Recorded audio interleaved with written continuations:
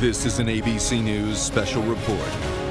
Now reporting, George Stephanopoulos. Good morning. We're coming on the air right now because the House is about to take a major move in the step to impeach Donald Trump. They are voting now on this resolution to authorize public hearings by the House Intelligence Committee, also set the rules for the articles of impeachment, if indeed it then goes over to the House Judiciary Committee after a report from the House Intelligence Committee.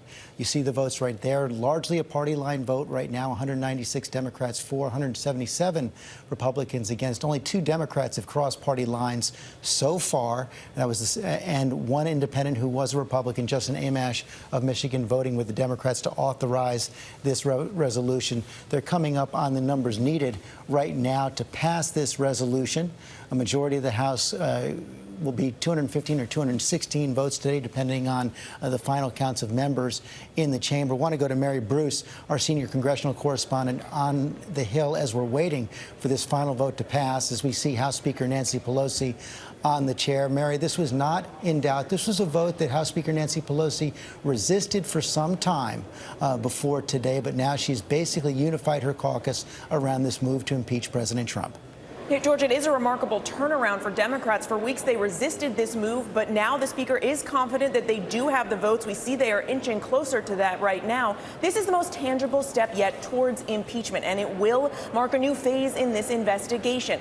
Democrats now rallying behind this move, and they wouldn't be doing this, George, if they didn't feel that the public is increasing their support for this inquiry as well. On the other side of the aisle, and there, George, you have it right there, 217 votes. That means the Democrats now have the support to go ahead and advance this measure. This now outlines the next step in this investigation. It also, as you mentioned, will set up public hearings in what we believe will be the next few weeks. Okay, Mary Bruce, and John Carl's at the White House as well. This resolution, John, in some ways calls the Republicans' bluff. They've been making complaints about the process, saying it's behind closed doors. Of course, the depositions have been taken behind closed doors. It authorizes rules that give the minority some rights, not the kind of rights Republicans have demanded, but President Trump still railing against this investigation, not cooperating at all. And Republicans will point out, George, that this is an entirely partisan vote, with the exception of the two Democrats that voted against it.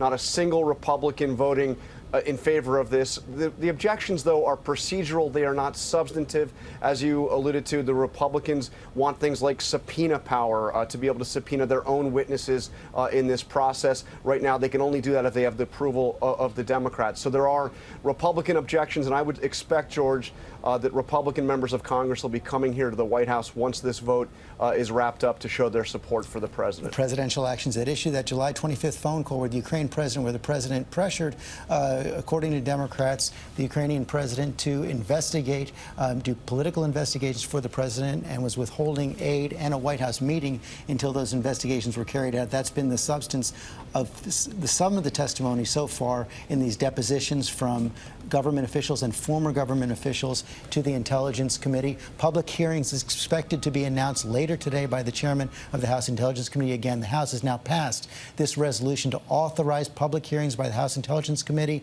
and in impeachment hearings in the Judiciary Committee for President Donald Trump. I'm George Stephanopoulos in New York. We'll have a full wrap-up tonight on World News Tonight with David Muir, and our coverage continues on ABC News Now. This has been a special report from ABC News.